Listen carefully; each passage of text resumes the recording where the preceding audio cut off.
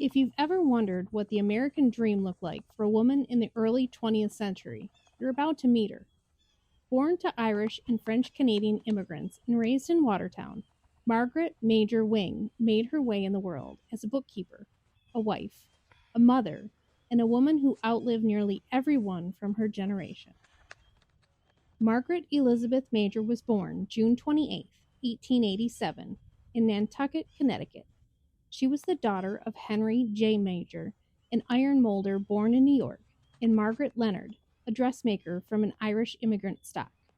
The family moved to Watertown, New York, when Margaret was still young, settling at 180 Arsenal Street, a bustling part of town that saw the rise of manufacturing, railroad, and opportunity.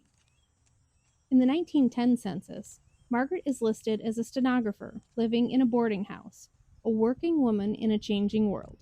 But by 1912, she married Homer Wing, a locomotive engineer for the New York Central Railroad.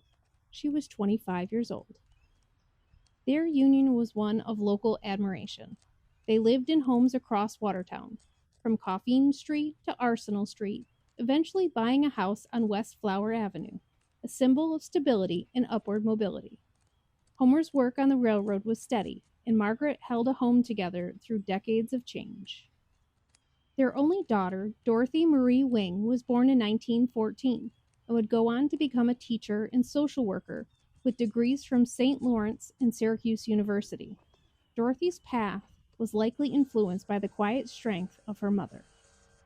Margaret's family roots ran deep.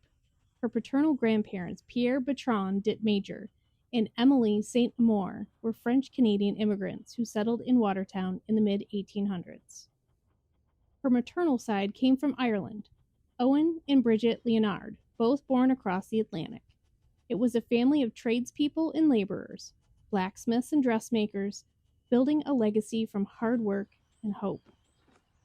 After Homer's death in 1934, Margaret lived another 35 years.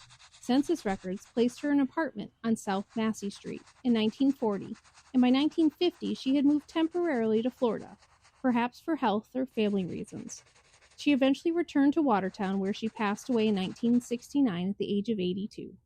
She's buried here in North Watertown Cemetery, besides Homer, the two of them together once more. They lived through World Wars, the Great Depression, and the shifting roles of women in society. Margaret witnessed it all and stayed steady, a quiet matriarch holding the threads of family, faith, and heritage. Until the next stone. Thanks for watching.